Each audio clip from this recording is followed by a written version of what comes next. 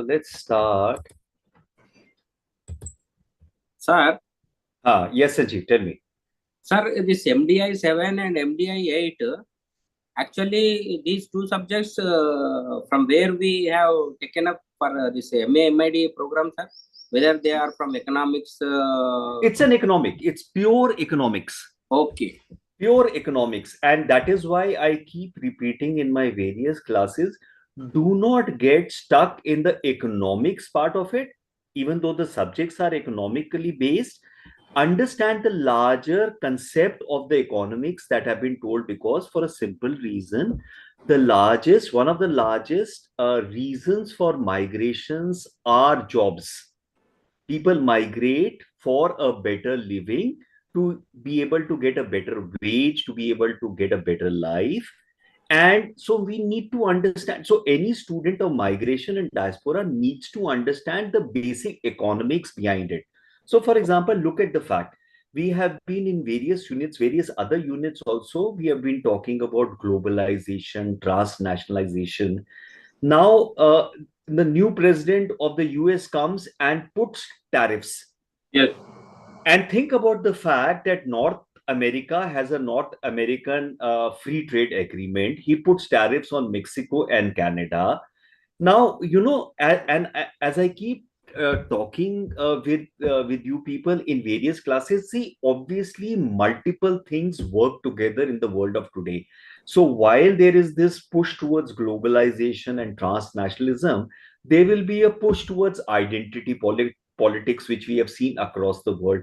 Now, so if you are able to understand the larger economics part of it and a larger political part of it, you try and understand and make sense of why whatever is happening. Sir. And everything has some reason. So human beings are, see, for example, there are multiple theories why Trump is putting the tariff. One is an identity politics, because his core constituency, and you've seen the same thing happen in India, the core constituency is gunning for something else.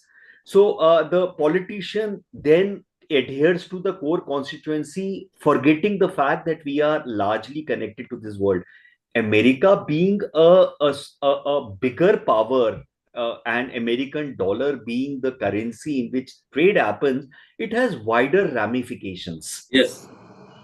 And I do not know how it pans out, which I keep telling you. There are some intended consequences, there are some unintended consequences. So, for example, there was this theory which says that he put tariffs because one of the reasons was the core constituency, but there was another reason is because he and his cronies were actually picking up shares from the share market, what is called the dip in the share market. So when the shares go down, you pick up the shares, and when the shares come up, you sell it at a profit. Yes, yes. So that's one theory. But there was another theory which says that as soon as the US bond market, and US bond market is a major bond market, and China, Japan, and various other countries are holding bonds which fuels the debt in the US, which leads them to run their economy. Today, all of us are interconnected. So once this bond started going up, that means the cost of, and there was this fear that Japan and China start selling the bonds. He put a stop on the tariff. So there are all these engines which are working. So again, there are two, three ways to look at it. One is that you are understanding the larger, information of these unit to write your answers, clear your examination, and get your certificate or MA. That's one part. Second is you also simultaneously get information about how things are happening.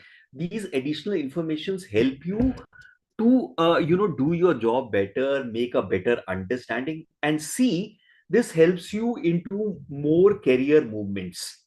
Sanjeev. Sir. Sir. So all these engines are working. So again, as I said, most of my presentation I have tried to keep it for a non-economic student. There are some economic terms. Uh, Also need to understand, when you are writing an end term examination, you may need to craft an answer around particular concepts.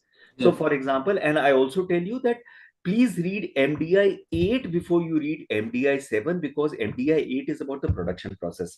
So, as the production process is changing, the labor force changes accordingly.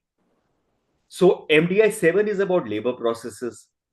MDI 8 is about conception, production process. So read both of them together, but read MDI 8 first and then 7.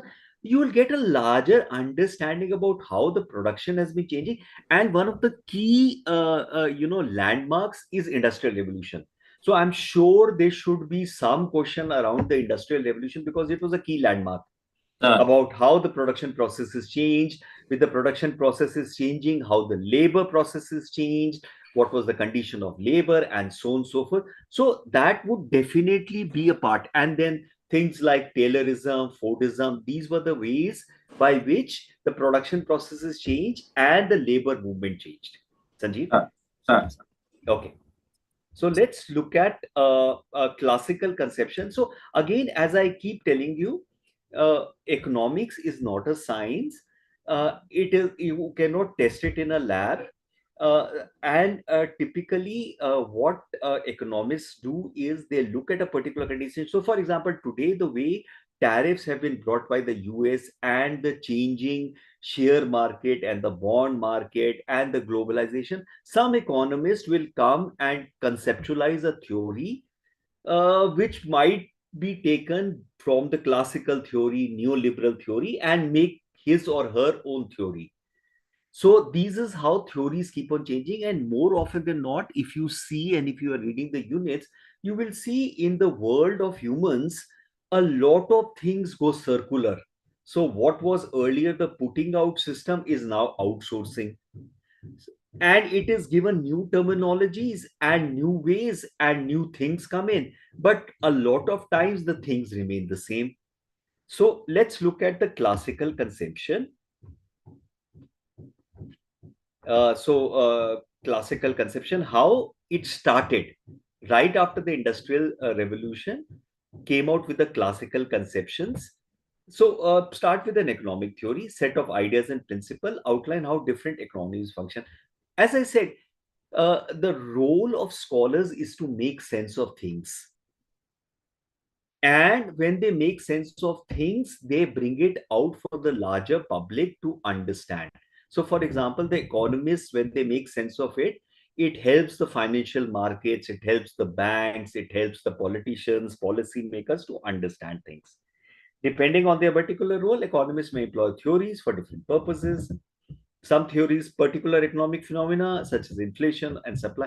So, for example, a lot of CEOs in the US are not talking about a recession going to set in the US. Why they are making that? Based on some charts. So they have, charted a chart right from 1930, and they said when the share market was at this peak in 30s, there was a recession. The same peak has come, and so on and so forth. Other theories may provide a framework to analyze, interpret, and predict behavior. At the end of the day, every scholar in every discipline is trying to make sense of the world, because please understand, the world is extremely complex, and try and make sense of it. So economists try and make a sense of the economic scenarios, theories, issues of occurrence, to glean useful insights, which helps the other people, policy makers, politicians, etc., take action on that or make policy. So that's what economic theories are. Capitalist economy started off, and as soon as the privatization happened, as soon as the principle of production for profit, society got divided into two classes: one which owns the means of production, and second who only provide labor. And this has happened, in fact, before industrial revolution. uh, the conditions which there were many conditions which led to the industrial revolution. We have studied in MDI 8 how putting out system happened, how many factories came, followed by the factories, and inevitably, as the society became complex, it was bound to move into this direction. And then we saw how with personalized preferences today, the whole factory model has gone into disuse. Workers whose main asset is physical and mental powers. And we've also, in earlier classes, said that labor is not just a manual work. Any person who provides manual or intellectual work is called a labor. So classical economics started with Petty and Quincey of England and France, coherent framework by Adam Smith. So Adam Smith was the guy. Adam Smith and Ricardo was the two guys who formalized the classical economics. Concept structure is known to be fundamentally different from the non-dominant neoclassical. Classical was followed by neoclassical. We'll go through this quickly as to what they are. Again, you don't need to get into it. Possibly, if there is a short note, what is classical economics? You can write a short note on classical economics. Also known as classical political economy, circular process of production generating an annual surplus. See, the whole capitalist model is based on surplus. Once surplus is produced, that surplus can be sold for profit. The problem of subsistence economy and a capitalist economy is subsistence economy is only for your own consumption. But in your own consumption, there is no surplus. When there is no surplus, you cannot sell. The surplus is one which you can sell and make profit.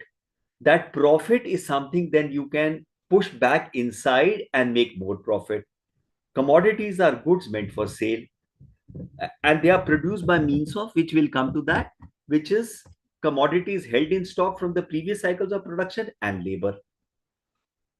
You see, your whole world today is basically in terms of surplus and labor. You earn a salary, you use part of the salary in terms of subsistence, your basic needs, your this, that, and the other. Whatever is surplus, you either invest or save. What you invest or save then can go into the next cycle or next financial year in terms of your additional saving or additional investment, and the labor that you do in terms of getting that salary. So you are, in a way, a capitalist system working. Set apart a stock of pre-mentioned commodities for maintaining production at the same level. Next, what remains is a social surplus of commodities. So the whole classical economics is focused on surplus.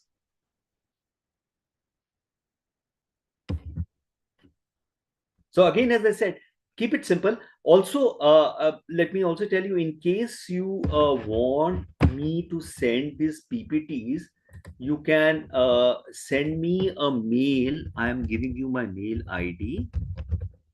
You can send me a mail and I can send you the PPT. Not a problem at all. You can send me a mail and I can send you the PPTs. But again, as I said, note down keywords, craft your answer based on those keywords.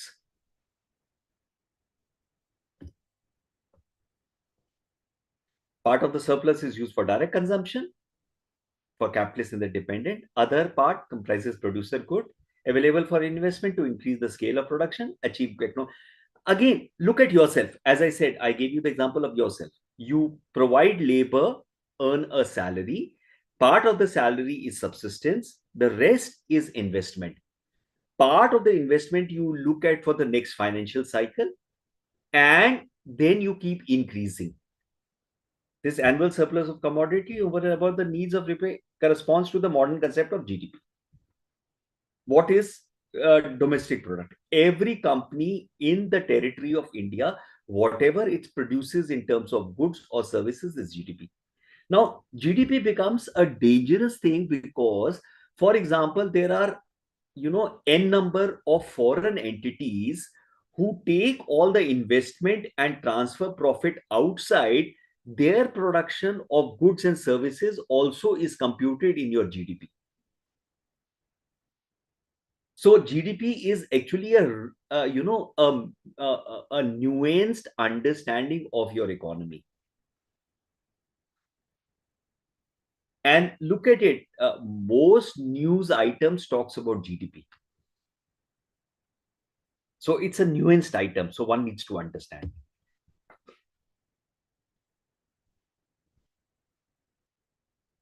So all major questions on the central notion of surplus. How is the surplus generated? How is it valued? How is it distributed between workers, capitalists, landlords, and is used in turn by the social class? So the whole classical economics is focused on surplus. And then those related question, how it is done. So if at all you get a question on classical economics, look at yourself and you can answer. The surplus is heterogeneous bundle of commodities with physical units of measurement, tons of rice, meters of cloth, liters of oil. We must find a way to reducing them to single magnitude achieved by the means of prices of individual commodity. Once the whole global economy moved towards money, then everything. So today everything is based on US dollars or INR. So in India, we are either calculating GDP in terms of US dollars, per capita income is calculated in terms of US dollars, or we calculate it in terms of INR. Because US has been a dominant force after World War II, elbowing its way into the global economy, and which is how they have been able to maintain this superpower status. All countries, by and large, are looking at the US dollars in terms of reference. And then you will understand the geopolitics, where the BRICS countries started talking about a separate monetary system. India has kind of moved back. Somehow it does not want to displease the US.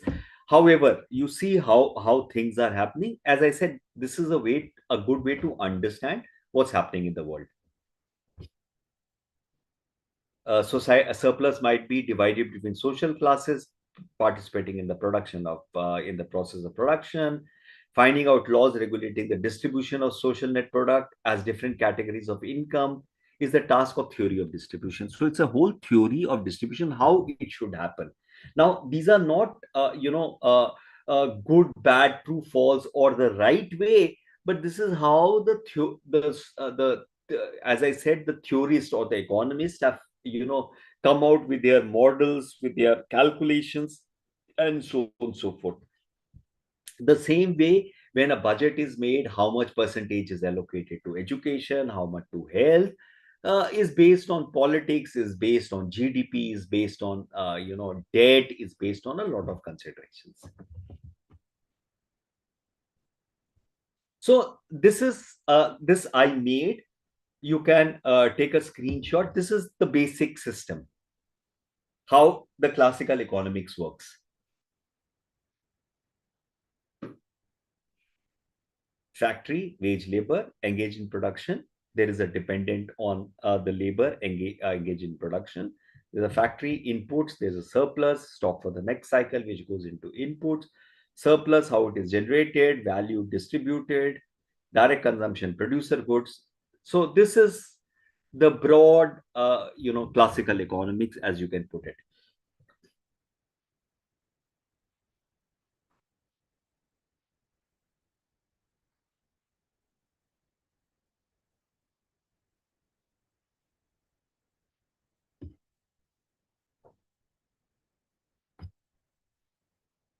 Okay, can I move ahead?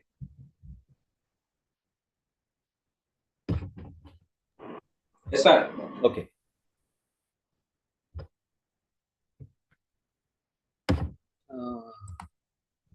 Okay.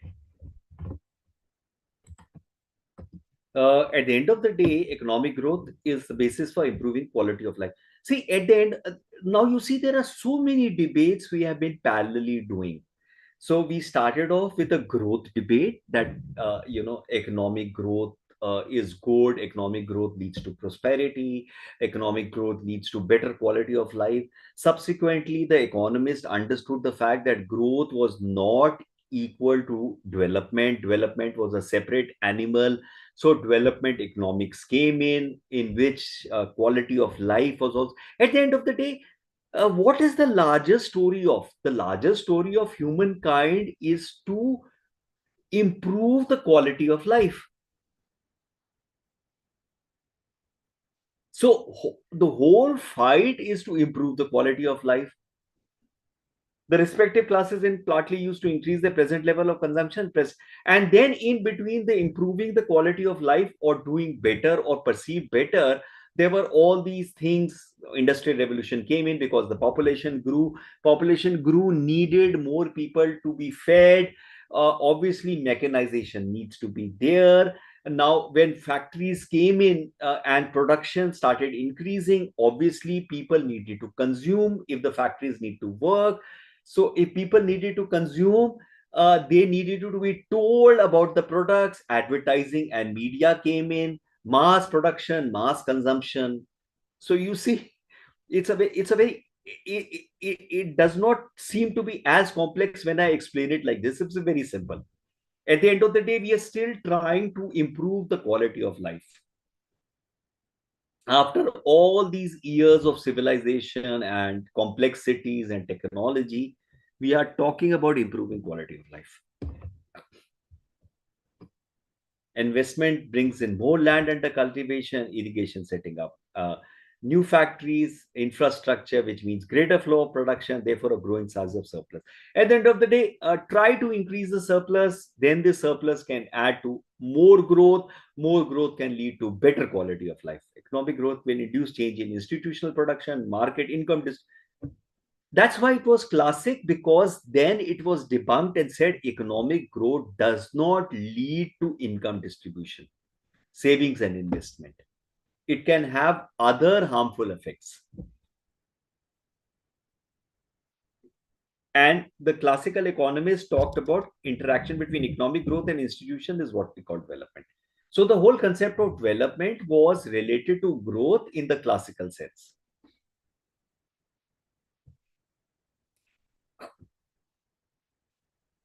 If you hear a lot of politicians today also, both in India and the world, most of their arguments are almost about increasing production, increasing growth, which will lead to better quality of life. And we have seen that does not happen, but that's a political rhetoric we need to understand.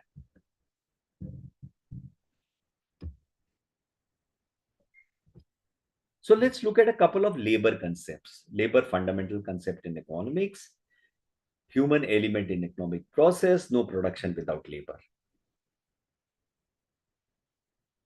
Quality of labor, more or less dependent on technical methods of production. If robots produce everything, they would be human in designing product. So again, as I say, as I keep repeating, the story of the story of the world is the story of human beings. Nations do not exist without citizens. So if a state or a nation is not able to improve the life of its citizens or do for its citizens, then the whole concept is abstract.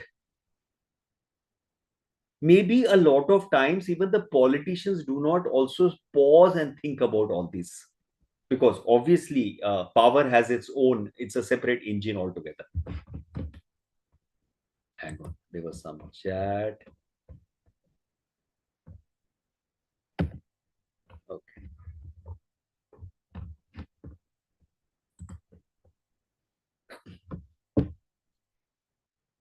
First, there are those engaged in production of goods and services useful to society. Second, who's dependent on the first.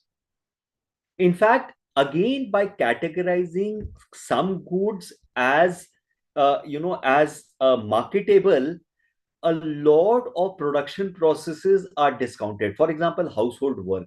It's because there are no marketable goods, it is not compounded or computed in any GDP, GNP, or anything. Caregiving, so many things. Second group are dependent on the first, children, those going education, training, old, chronic, ill, cannot. So classical economics kept it very simple. Surplus, And labor is one which is productive and one which is dependent. As I said, it was very simple because it was classic. Under capitalism, labor requires a specific character which is known as wage labor. uh, unless what you most of you are doing is wage labor. You go either work from home or go to an office, spend that particular time, and you get a wage. Labor is itself commodities. Those time that you spend and the skills that you give is a commodity in itself.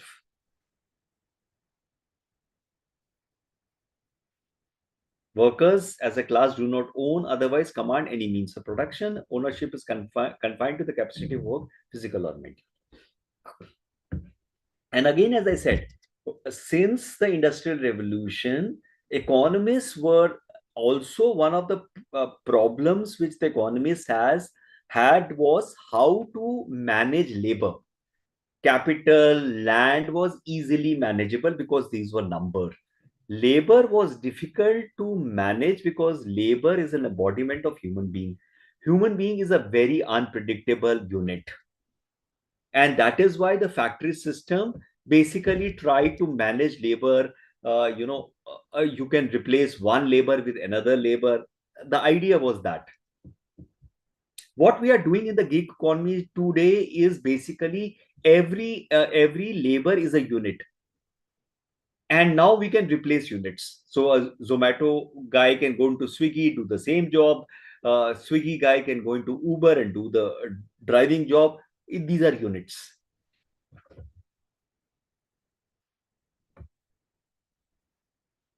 Class ownership is the capitalist class. Uh, it means that workers must necessarily hire the service out to capitalists, without which they cannot survive. So today, if a lot of you, sit back and say, "What do I do if I don't have a job? If I quit my job?" Uh, you know, unless you have something else like another job, you cannot survive. Workers are not tied to a particular employer, subject to their skill profile, free to enter into job contracts. Institutional conditions make for deep and continuous market for labor. So all of you are in what is called the labor market.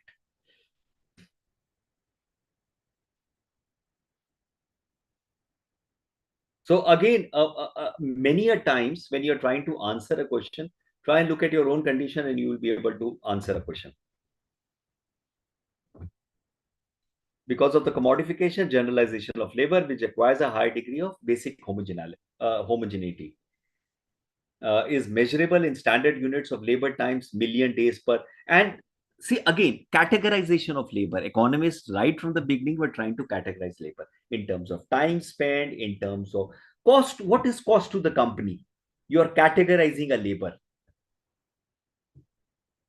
What is CTC? My salary is 10 CTC. What is CTC? Cost to the company. They are categorizing. Wages as a price of the labor is well defined. So if your CTC is 10, then your wage is, let's say, 8. So, various ways of categorizing. Now, obviously, there are some models by which it works. So this is how it works. At the end of the day, if your salary is X, if your salary is X, then your productive capacity will be obviously 2X, because that X goes as profits.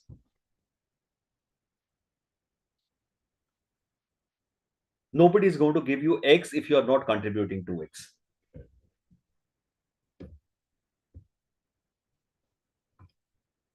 Okay, what is employment? Size of total employment and its distribution may vary year to year.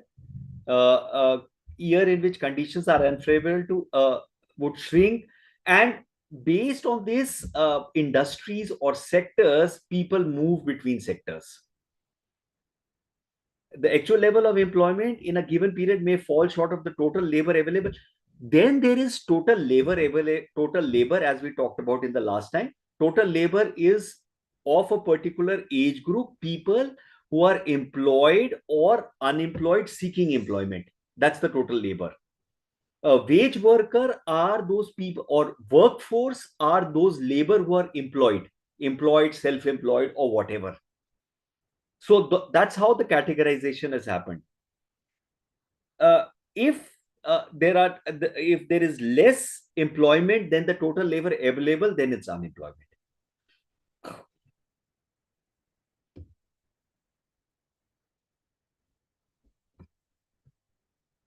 Employment is through a process of hiring by owners or business or their managers. Today, there are this headhunters, recruitment agencies facilitated by the institute. This institution of labor market is a notional institute. It's not a physical institute. It's not a physical place. But the whole process of hiring is a labor market. Expressions of their plans, expectations. So, for example, if you go on Naukri.com, they will tell you what kind of employment what kind of skills is being looked at, what is the kind of salaries which are. That is a part of the labor market. The job contract includes tenure, other aspects of employment.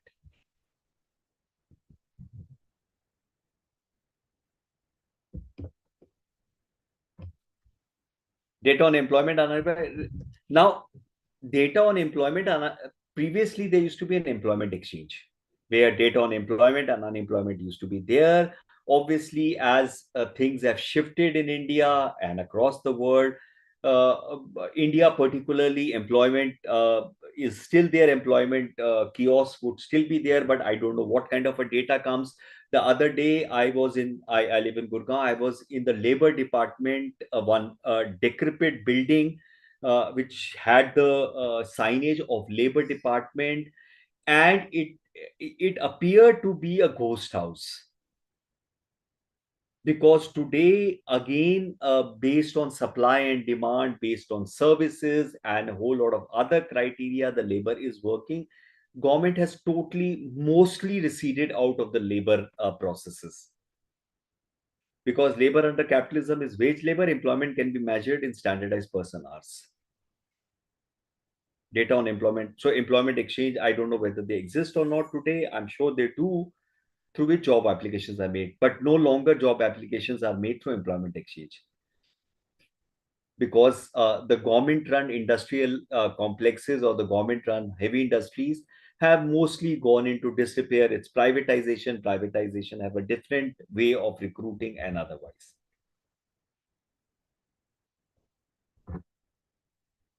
Rate of unemployment, rate percent, ratio of currently employed person to the total person. So this is something that you do not need to remember. You need to just understand that labor force, workforce, unemployment, important attributes of employment such as they are also published. So what is typically done, let's say by Naukri.com or annual economic reviews, where I don't know whether they still come or not because suddenly the data is not being published. What are wages? Wages are returns to labor. Payments the employed labor receives for expending their physical or mental. Simple as that. Cover, in addition to wages of production workers, salaries of non-production employees, office staff, supervisory, managerial, perks, free charge, royalties on books and patents.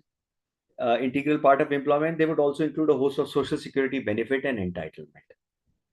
So when you get a CTC, a cost to the company, it also includes possibly your medical insurance or your transportation and so on and so forth, your LTA, leave travel allowance, and so on and so forth. So wages. And based on this classical, when we go into other theories, you will see more often than not things remain the same, slightly different way to look at it or different way to categorize it. So this is how it does. Wages, subsistence wages, minimal accepted wages, based on the state of economy, state of social conflicts over income distribution. For example, I was reading this news item that TCS has not given any salary hike this year based on the state of economy and the state of the economy of the world. Looking at the unpredictability of the world economy, uh, they have so it's not only just subsistence wage, it's also state of economy, and then the conflict which happens. So if there earlier, when they were trade unions used to put political pressure. For example, the farm laws were taken back based on the political pressure. So politics is a very important engine running in a society. And a lot of people who come across and say, I am not political or I don't understand politics. Listen, all of us are political. All of us are into this real world, which is political. So there is a political economy which works. So let's look at the labor economy, labor market concept. Institution of labor in the capitalist economy is labor market. Again, it's a notional thing, it's an abstract thing. Mediates employment and wages, not a physical location. It's an institutional mechanism for gathering, processing, and disseminating information.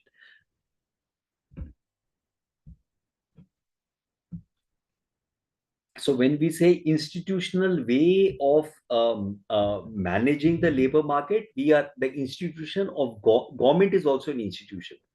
So if government intervenes to provide just wages to to the various employees of private sector, or the government brings out a law that some percentage of the employees would be from a particular state, that is government intervention. That is institutional intervention. So government is a big institution.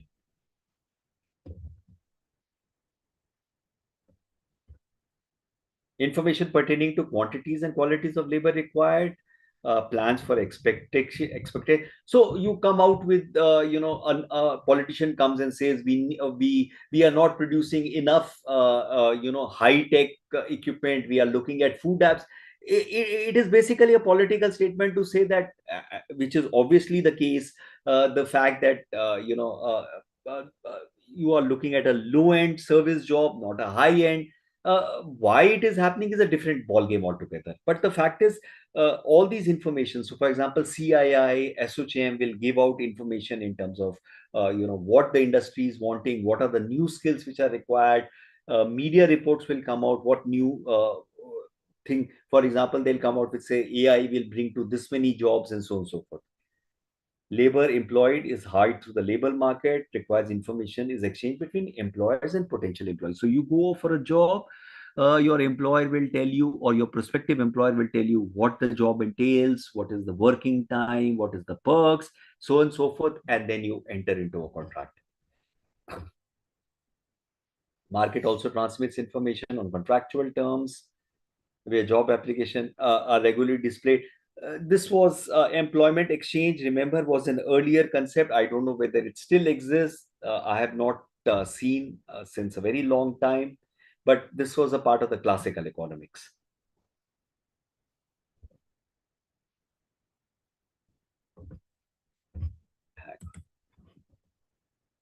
It exists. Vinod says it exists. Okay, it does exist. What kind of an information it gives, I do not know. So if anybody of you has an employment exchange nearby, you can click a photograph and send it to on the WhatsApp group so that other people can gain from your hard work, from your labor. Okay. Labor market mediates quantity of employment. Wages does not imply that forces shaping the exist within this market. There are many forces which today, for example, globalization. What is happening in the US affects across the world. What is happening in India affects various. As I said, Ukraine-Russian war, even though it was a local war, affected the food grain prices across the world. So one politician might come and try and do identity politics, but there are other forces which are also at play. On the contrary, these forces operate outside the labor market, not necessarily an outcome of internal process. History has shown that unemployment of varying degrees is the normal feature of so unemployment of various degrees is a normal feature of capitalism, because inevitably there is going to be a mismatch, skill mismatch, sectoral mismatch, so on and so forth. This is how the labor market works. All these flow charts I have made to simplify the process. As I said, my idea is that any student, and most migration and diaspora students may not be economic students, to to be able to understand and answer your questions. Oh, determinants of employment, two key questions. What determines level of employment? What determines level of wages? Again, remember, this was classical economics. It has been debunked in the sense it has been taken over by neoclassic, as I said. And remember, neoclassic was about supply and demand.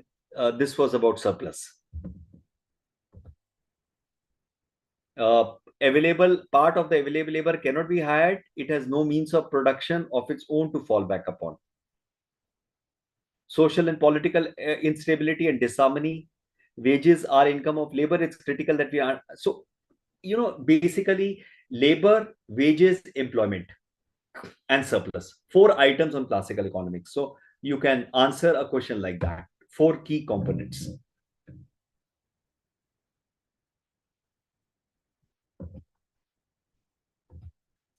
If wages are low, market for goods will be smaller. There will be no incentive for capitalists to expand output, invest in new production facility.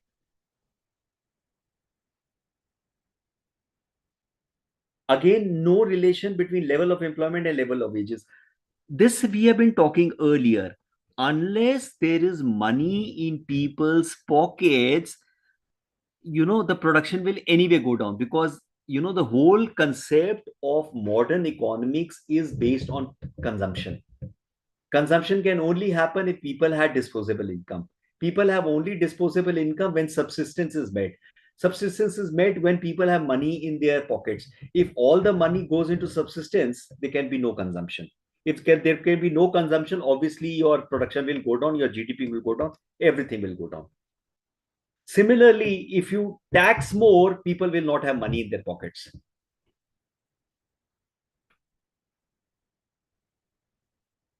Simple economics. But you have also to understand, more money need not come, because then the value of money will diminish. So economists try and figure out the right amount of money. And the whole field of economics works in that.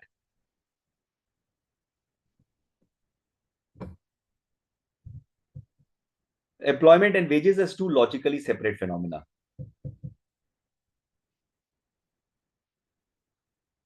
No simultaneously determinant of employment and wages. So that's what classical. So as I said, classical economic, surplus, labor, employment, wages, four pillars of classical economics.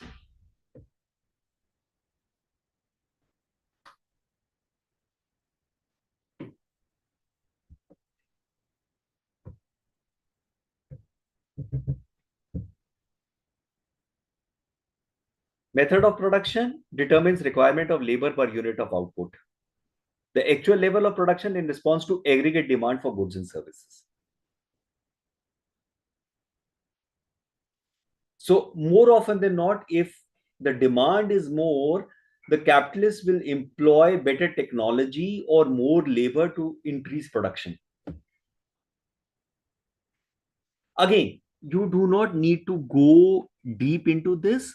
This is as a part of the unit, a way to explain. You do not need to go into deep into this.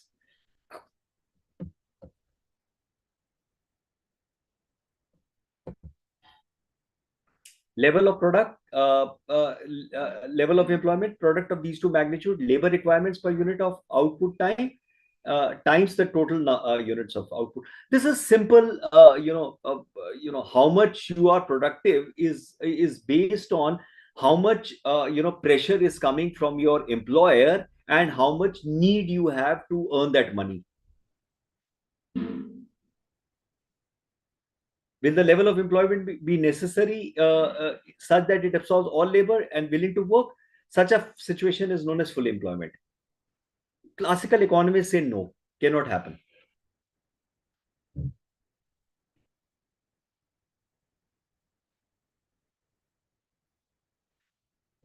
please also understand, as I keep telling you, every economic theory came in a particular context of time and politics. So possibly this was formulated during the time industrial revolution was happening or had happened. A large part of agriculture workforce had moved into the cities looking for employment. Obviously, employment was not there for all of them. So a theory was formulated to explain all that. Possibly.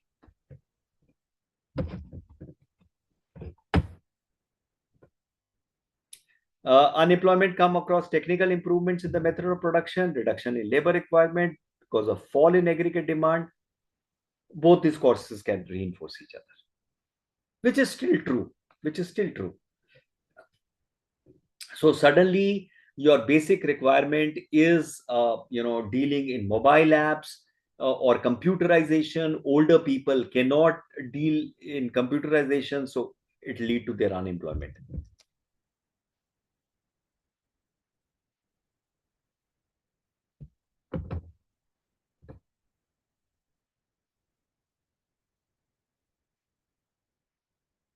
So, and again, we need to understand technical process slowly become better. Aggregate demand can originate from again. Where does the aggregate demand generate from? Private sector or government? If you look at the fact today, the largest aggregate demand comes from government in terms of infrastructure growth.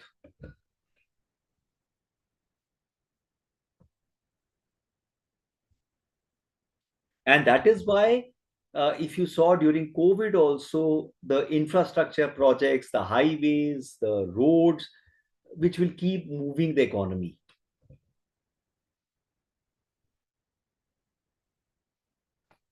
Wages have no influence on level of economy, therefore cannot be a direct result of high wages, nor can low wages be a direct result of excess supply of it. So classical economics did not talk about supply and demand. They talked about surplus. They talked about wages and employment being not related.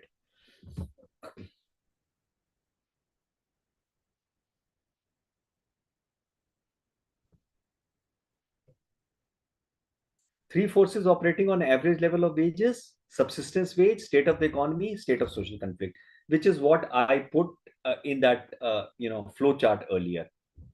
So subsistence wages, basic wage, below which wages can never fall because then people cannot subsist.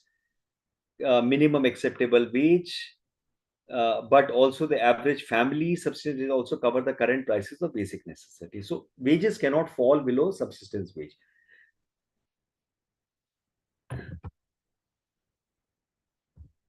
Social norms as regarding fair wage as well as minimum wage legislation, dynamic compact of wage with historical and moral connotation. So again, all these things were formulated, as I said, at that phase of time, and it reflects that phase of time. Subsistence wage wages across country to country. Is the state of economy, strong phase of sustained growth, employers need to hire more hands, uh, compete among themselves to hire additional labor, pushes wages up and over the subsistence wage, tightness of the labor market.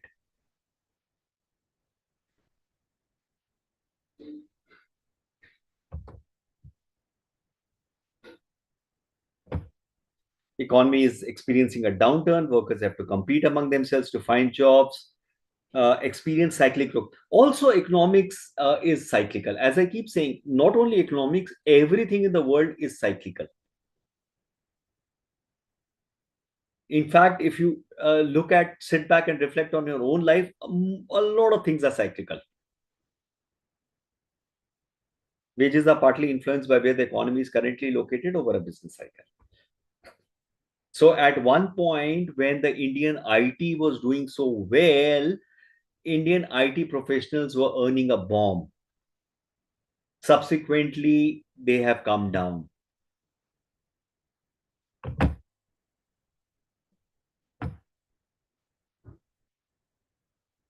Conflict over distributive shares, social and political powers of workers vis-a-vis the capitalists in matter of wage. So earlier, when there were unions, there was definitely this conflict and the power to negotiate. As industrial capitalism grew in depth, especially during post-war decades, wage bargaining strength of working class increased dramatically. And then we shall see both in 7 and 8 how it increased dramatically and then fell down dramatically.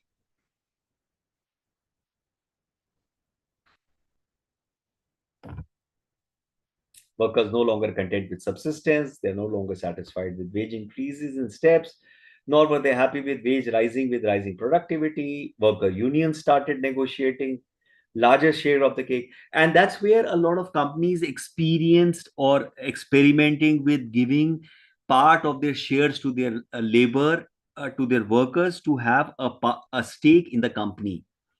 In India, I think Tata did that. World over, a lot of companies try and use the workers as a part owner. Could settle for thinner profit, or they could rate prices to pass on to the buyers the higher wage demand. So inevitably, that's what it happens. This set up direct conflict over distributive shares between workers and capitalists. Conflict took the part. So all these conflicts over a period of time have happened. In terms of workers' union becoming strong, they reached a particular point and then they came down.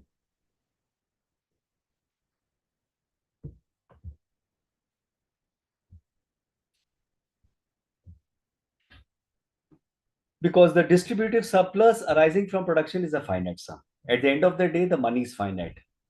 So the capitalist can make more profit, or he can transfer it to the labor as wages.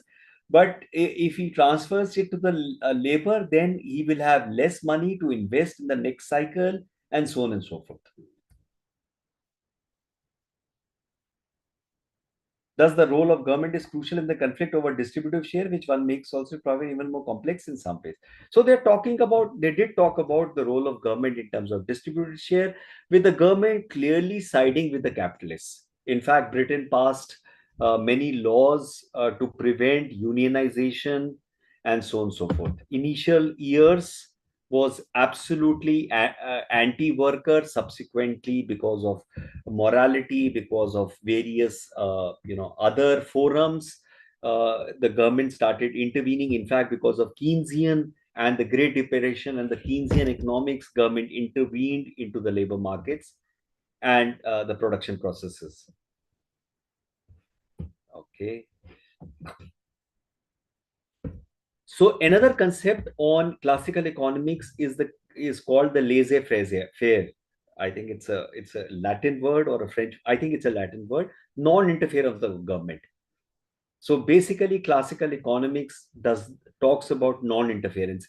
In fact, many economic theories talk about non-interference, and it started with the classical economics. Supply creates its own demand, wage price flexibility. So essentially, classical economics talked about the fact, let the market take care of itself. The market will figure out a way to stabilize. Let governments do not interfere. We have seen during the Great Depression, and we shall see in subsequent unit on the Keynesian economics, that uh, there was a strong push towards government intervention. But subsequently, in the new liberal economic model, they are again coming back to the government should not interfere. In fact, what we are seeing today in India is almost that the government is not interfering. So it's almost like market forces are taking care of themselves in a detrimental way for the labor, for the customer, and so on and so forth.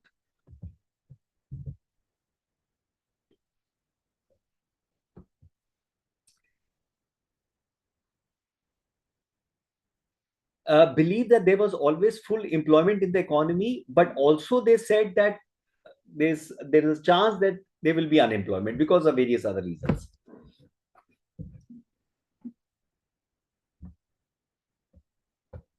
Okay, so let's sum up.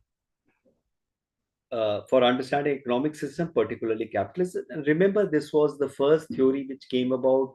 All economists and economic theories try to make sense of the the way things were happening, the way market was happening. Once production started happening, industrialization started happening. Why, how of labor, wages, employment, etc., etc. Key concept like wage labor, labor market, determinants of employment.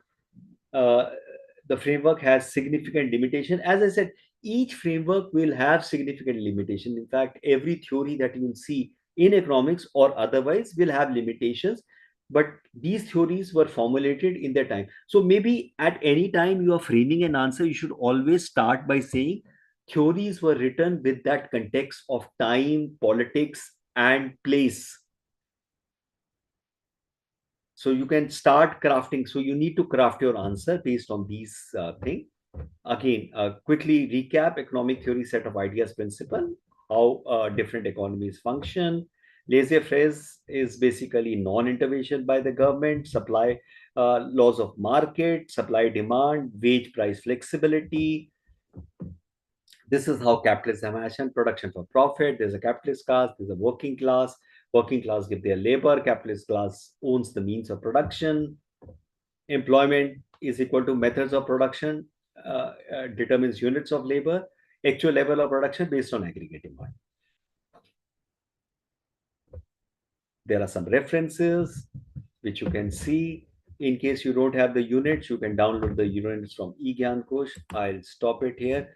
I will not switch on my mic. I am actually not well today, so but I'm there. You can ask me a question in case there is.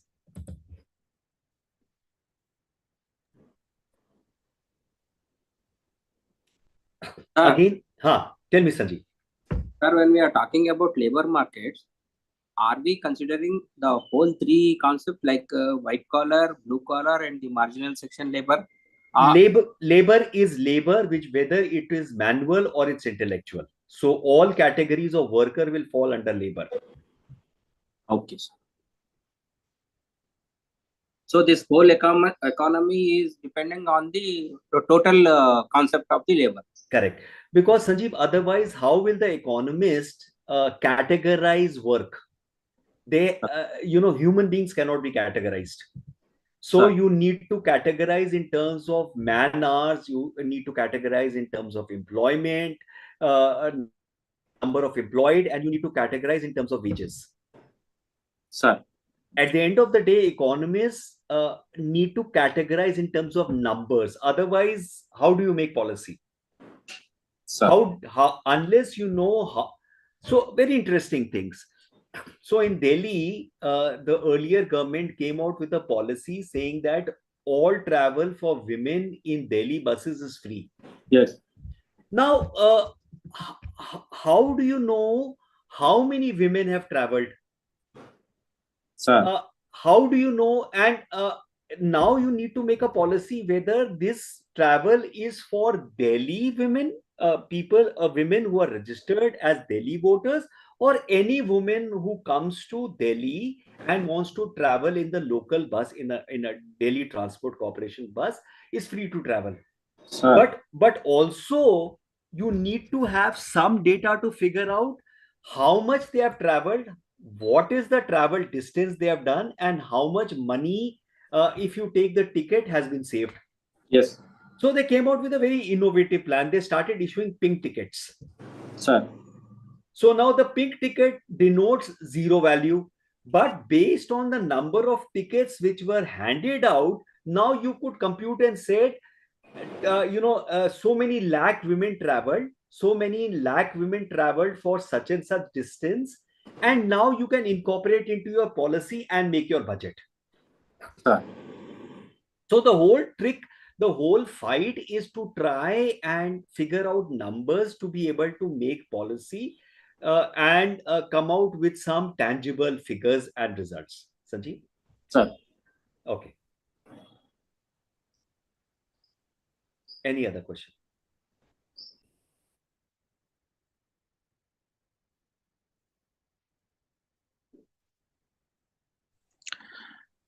Yes, so you mentioned about creating surplus, right? And and it felt like those concepts are more from a manufacturing or a production sort of a Correct. concept. But Correct. how do you think it sort of evolved from a services or from a technology perspective? Okay, so Vinod, remember classical economics came during the Industrial Revolution time, where the focus was on factories and production. Vinod, Yes, I agree. simple, But I'm simple, just simple. So yeah, now, so I'm just now, thinking how that concept applies today, so or is there now, something related? so now the new concept is what the world talks about is neoliberal. Neoliberal is almost the same thing as neoclassical. Neoclassical talks about supply and demand. The government should not interfere, it should be supply and demand. And basically, it is the capitalist who decide how much profit they want to make and what is subsistence wage. That subsistence wage, again, in terms of goods or services, is based on how that employee can negotiate or unionize or put political pressure. You know, Yep, I understand that, sir. And say, for example, in today's world, we are talking a lot about AI, right? In terms of okay. some monotonous jobs could be, or sequence of jobs could be automated using Hmm. that. Hmm. In that context, how will this evolve? Or do you have any thoughts on how this would look like in the So, future? so Vinod, again, the problem for economists and the capitalists is always people, because labor is unpredictable. So it's quite possible that you might be getting lakhs of rupees with the company, but you do not like the boss because you think the boss is a bigot and a misogynist. You don't want to work. Now, in a typical supply demand situation, you should be working. But as a human being, you have your own ideas. And as you know, as the complexity of the world and the individual preferences come in, obviously, and as computing power increases, somewhere down the line the capitalists want to remove a lot of labor out of the process. Now AI does precisely that. You don't need any labor. You don't need any creative designer, you don't need a graphics designer. AI does everything. So we are into the next shake-up in terms of, that is why it's called the information revolution. It's the next shake-up, because now they will be either you are a extremely creative niche person with extremely niche skills which cannot be replaced, or technology will take over and you will go down into the bottom gig economy. Vinod. Sure, sir. Thank you. So obviously, as I said, and that is why I said you need to read MDI 8 before you start reading 7, because how the production processes are changing. And now with this trade wars, so there was this debate which is happening: will it stop globalization, will it stop this? Today there is this big supply chains which have been set up across the world, where one product might do 8 to 10 hops into production.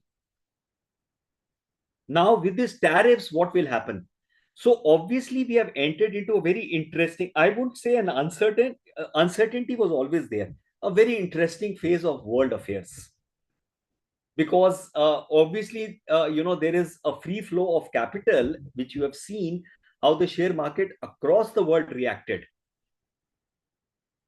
There is always also a transnational flow of people and ideas, and you are getting politics to bring in barriers. So how will this pan out? Let's see.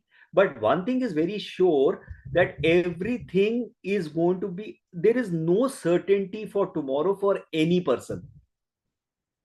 For any person who feels that they have one set of skills and they are assured of that this particular skill will lead to a particular thing, you have to constantly enhance your skills, look at what is happening. It's a cycling thing today. The minute you stop cycling, you'll fall.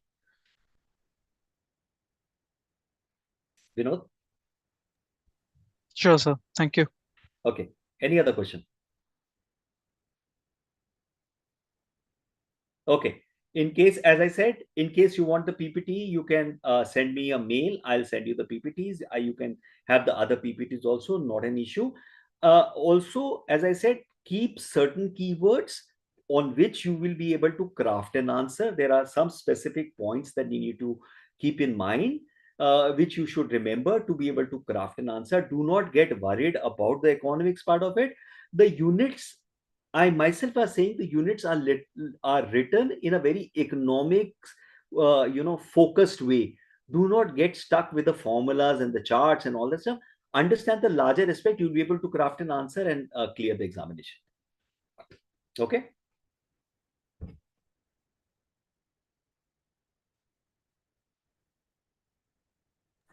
Okay, sir. Okay. Bye, guys. Then see you then. See you tomorrow. Bye. Thank you, sir. Okay. Bye. Thanks, Feroz. Thank you, sir.